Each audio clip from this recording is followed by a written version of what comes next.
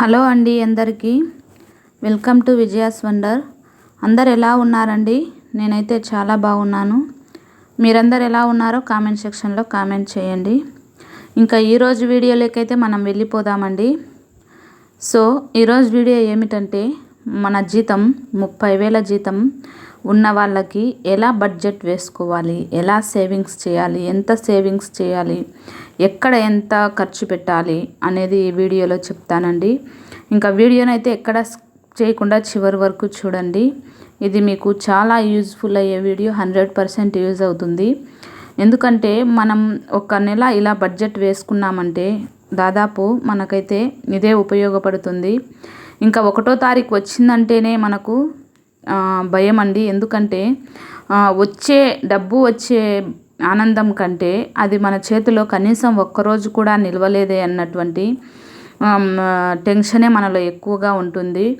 నెల మొదలైందంటే చాలండి, ఇంకా మనకు ఇంటి రెంటు, స్కూల్ ఫీజులు, గ్రాసరీసు, ఈఎంఐలు, ఇలా ఎన్నో మన మధ్యతరగతి కుటుంబాలకు ఎన్నో ఇబ్బందులు అయితే ఖచ్చితంగా ఉంటాయండి. ఇంకా వాటన్నిటినీ మనం ఇలా ఒక బడ్జెట్ ప్రకారం మనం ప్లాన్ చేసుకున్నామంటే వాటినైతే మనం ఈజీగా ఎదుర్కోవచ్చు. ఇంకా మొదటగా వచ్చేసి నేనైతే కొన్ని మీకు చెప్తానండి. ఇవే ఫాలో అవ్వాలని ఏం లేదు. ఒక 2 పిల్లలు ఉండి ఇంట్లో 30,000 జీతం వచ్చి మనం ఏ విధంగా ప్లాన్ చేసుకోవాలన్నది ఈ వీడియోలో చెప్తాను. ఇంకా మన మధ్యతరగతి వాళ్ళం ఇలా మనము ప్లానింగ్ చేసుకోలేదంటే తప్పకుండా అప్పుల పాలవుతామండి. అలా కాకుండా మనం ఇలా ఒక ప్లానింగ్ ప్రకారము మనము బడ్జెట్ వేసుకున్నామంటే నెల చివరి వచ్చినప్పటికీ మన చేతిలో ఎంతో కొంత డబ్బులు అయితే ఖచ్చితంగా ఉంటుందండి. ఎందుకంటే ఇది నా ఎక్స్పీరియన్సు. నేను నా యొక్క చాలా జీవిత పాఠాలే నేను మీకు ఎక్కువగా చెప్తుంటానండి. అప్పుడు నా జీతం 14,000, ఇప్పుడు నా జీతం కొద్దిగా పెరిగింది కాబట్టి నా యొక్క ఎక్స్పీరియన్స్ నేను మీకు చెప్తున్నాను. ఎక్కడ మనము సేవింగ్స్ చేయాలి, ఎక్కడ మనం ఖర్చులు తగ్గించుకోవాలి అని కాకుండా ఇలా సింపుల్గా ఒక ఈజీ వేలో అయితే నేను మీకు చెప్తానండి. ఇంకా ఈ వీడియోనైతే మీరు స్కిప్ చేయకుండా చివరి వరకు చూడండి. ఎందుకంటే ఇది మీకు చాలా చాలా చాలా ఉపయోగపడుతుంది మన మధ్యతరగతి వాళ్ళకి. ఇంకా ఎందుకంటే మనం ఎంత కష్టపడతామో డబ్బులు సంపాదించడానికి అంతే కష్టంగా ఉంటుందండి. ఇంకా ఈ యొక్క నెల ఫస్ట్ వచ్చిందంటే మనకు మొదటగా మనల్ని చేయాల్సింది పని ఏమిటంటే, మన శాలరీ 30,000 కదా, ఈ 30,000లో నుంచి 3,000 మనము సేవింగ్స్ కానీ తీసి పక్కన ఉంచాలండి. ఇంకా అది మనము ఫిక్స్డ్ డిపాజిట్ 1,000 రూపాయలు, ఆర్డి 1,000 రూపాయలు, హెల్త్ ఇన్సూరెన్స్ 1,000 రూపాయలు, ఈ 3,000ను మనము ఇలా 3 పార్ట్స్గా డివైడ్ చేసుకొని మనం fixed deposit 1, RD 1, health insurance 1. RD గురించి నేను ఒక వీడియో చేశానండి. మీరు నా ఛానల్లో ఒకసారి చూసారంటే ఆర్డి గురించి ఫుల్ వీడియో చేశాను. అది ఎలా మనం ఓపెన్ చేసుకోవాలి అనేది నేను ఆ ఫుల్ వీడియోలో చెప్పాను, ఒకసారి చెక్ చేయండి. ఇంకా తర్వాత మనకు ఇంటి రెంట్ అండి. ఇంకా మనం మధ్యతరగతి వాళ్ళం కదా, మనం ఇంటి రెంటును ఎక్కువగా మనము ప్లాన్ చేసుకోకూడదండి. మనం 5,000 ఇంటి రెంటును 3,500 నుంచి 5,000 ఇంటి రెంటునే మనము ప్లాన్ చేసుకోవాలి. మీకు తెలుసో లేదో, నేను నా 14,000 జీతం వచ్చేటప్పుడు నేను 3,000 ఇంటిలో ఉన్నానండి. 3,000 ఇంటిలో నేను ఫస్ట్ 5,000 ఇంటిలో ఉన్నాను. ఒక 6 months ఉండిన తర్వాత ప్రతి నెల 5,000 కట్టాలంటే నాకు చాలా ఇబ్బందిగా ఉందని చెప్పేసి నేను 3,000 ఇంటికి నేను షిఫ్ట్ అయినానండి. మీరు కూడా మీ యొక్క 30,000 శాలరీలో నుంచి 5,000 రెంటింట్లోనే ఉండండి, లేదంటే మీరు ఇబ్బంది పడాల్సి వస్తుంది. ఇంకా తర్వాత వచ్చేసి మనకు 5,000 పిల్లల స్కూల్ ఫీజులు అండి. 2 పిల్లలకు అయితే నేను చెప్తున్నాను. మన 3 టర్మ్స్గా కడతాం కదా మనము, అలా 3 టర్మ్స్ కట్టాలన్నా మనకు ఒకేసారి డబ్బులు ఉండదు కదా. అందుకని నేను 5,000 వచ్చేసి పిల్లల స్కూల్ ఫీజులను అయితే తీసి పక్కన ఉంచుతున్నానండి. 1,000 రూపాయలు వచ్చేసి మా ఇంట్లో ఒక అమ్మాయి ఉంది కాబట్టి ఆ అమ్మాయికి నేను సుకన్య పథకం అండి, ఇది ఆన్లైన్లో ప్రతి నెల 1,000 రూపాయలు నేను కడతాను. ఇంకా తర్వాత 3000కు వచ్చేసి మనకు గ్రాసరీస్ అండి.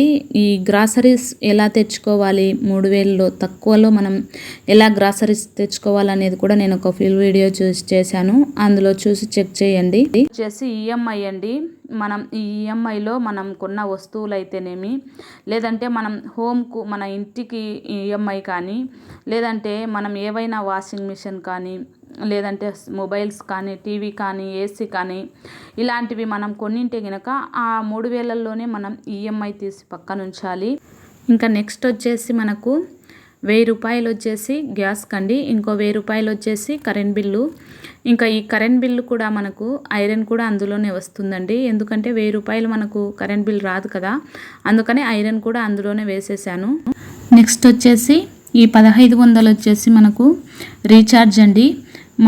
నాకు రెండు మొబైళ్ళకు ఒక టీవీకి వచ్చేసి నాకు 1500 రీఛార్జ్కి అవుతుంది. నెక్స్ట్ వచ్చేసి ఇంకా 1000 రూపాయలు మనకు పెట్రోల్ కండి. మనకు ఇంట్లో నుంచి బయటికి ఎక్కడికి వెళ్ళాలన్నా ఇప్పుడు బండి కదలాలంటే 1000 రూపాయలు పెట్రోల్ ఉండాలి కదా, ఇంకా 1000 రూపాయలు వచ్చేసి పెట్రోల్ కండి. ఇంకా తర్వాత నెక్స్ట్ వచ్చేసి ఇంకా 1000 రూపాయలు వచ్చేసి పాలకండి. మన రోజువారీ నెలకు వచ్చేసి పాలకు 1000 రూపాయలు అవుతుంది. ఇంకా తర్వాత 2000 వచ్చేసి మన పిల్లలకి ఆటోకి అండి. ఈ 2000 పిల్లలు స్కూల్కి వెళ్ళాలన్నా ఆటో కానీ బస్ కానీ వస్తుంది కదా, ఇంకా అందుకోసమని ఈ 2000 అండి. 2000 అయితే తీసి నేను పక్కన ఉంచాను. ఇంకా తర్వాత వచ్చేసి ఈ 2000 వచ్చేసి మనకు మన ఖర్చులకండి, నెలవారీ ఖర్చులకి మనకు సడన్గా ఏవైనా వస్తుంటాయి కదా, చెప్పకుండానే అన్నీ వచ్చేస్తుంటాయి. ఒక్కోసారి పూజలని, లేదంటే ఇంకోసారి ఎక్కడికైనా వెళ్ళాలని, లేదంటే సడన్గా చుట్టాలు రావడం కానీ, లేదంటే మన ఇంట్లో ఏవైనా సడన్గా రిపేర్ కావడం కానీ, అలా 2000 రూపాయలు అయితే మన దగ్గర ఉంటుంది ఖచ్చితంగా. ఇంకా తర్వాత వచ్చేసి ఇంకో 500 ఉంది కదండి, ఇంకో 500 ఉంది. ఆ 500 వచ్చేసి వాటర్కి, అదేవిధంగా వాటర్కి అండి. ఆ 500 మనకు ప్రతిరోజు మనం ఒక క్యాన్ వాటర్ తీసుకుంటాం కదా, ఇంకా అందుకని నేను ఒక 500 అయితే వాటర్ కని తీసి పక్కన ఉంచానండి. ఇంకా చూసారు కదండి, 30,000 జీతంలోనే మనము ఎంత డబ్బులను ఎలా బడ్జెట్ ప్లాన్ వేసుకున్నాము అనేది. ఇంకా ఇక్కడ మీకు ఒక డౌట్ రావచ్చు, వచ్చిన జీతం అంతా మీరు అయిపోకుండా ఎంతో కొంత సేవింగ్స్ చేస్తారని చెప్పారు కదా, వచ్చిన జీతం అంతా చేతిలో చిల్లి గవ్వ కూడా లేకుండా మొత్తం అంతా అయిపోయింది కదా, ఇంకా మేము ఎలా సేవింగ్స్ చేసాము, ఎక్కడ సేవింగ్స్ చేసామని మీకైతే ఒక డౌట్ రావచ్చండి. మీరు తప్పకుండా సేవింగ్స్ చేశారండి. ఎక్కడ చేశారంటే 3000 రూపాయలు ఫస్ట్ మనం సేవింగ్స్ కానీ పక్కన ఉంచాం కదా, ఎఫ్డి, ఆర్డి, హెల్త్ ఇన్సూరెన్సు, అది 3000 రూపాయలండి. ఇంకా తర్వాత 1000 రూపాయలు వచ్చేసి సుకన్య పథకం అండి. ఆడపిల్ల ఉన్న ప్రతి ఇంట్లో సుకన్య పథకం ఓపెన్ చేసుకోమన్నాను కదా, అది 1000 రూపాయలు, అక్కడికి 4000. ఇంకా తర్వాత ఈఎంఐల గురించి చెప్పాను కదండి, మీరు ఇక్కడ హౌస్ ఈఎంఐని మీరు ప్లానింగ్ చేసుకోవాలండి.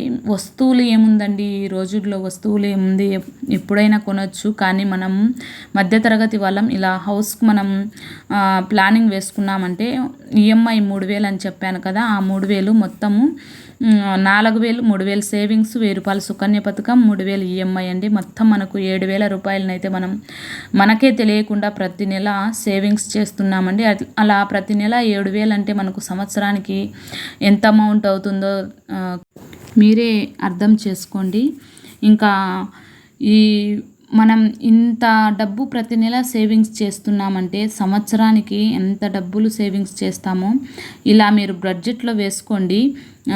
మీరు తప్పకుండా ఎంతో కొంత అయితే సేవింగ్స్ చేస్తారు. ఇది మీకు అర్థమైందని అనుకుంటున్నానండి. 30,000 శాలరీలో నుంచి మనము ప్రతి నెల 7,000 మనము సేవింగ్స్ చేయగలుగుతున్నాము. అదేవిధంగా ఇంకా 2,000 మనకు చేతిలో ఖర్చులకు అమౌంట్ ఉంది కదండి.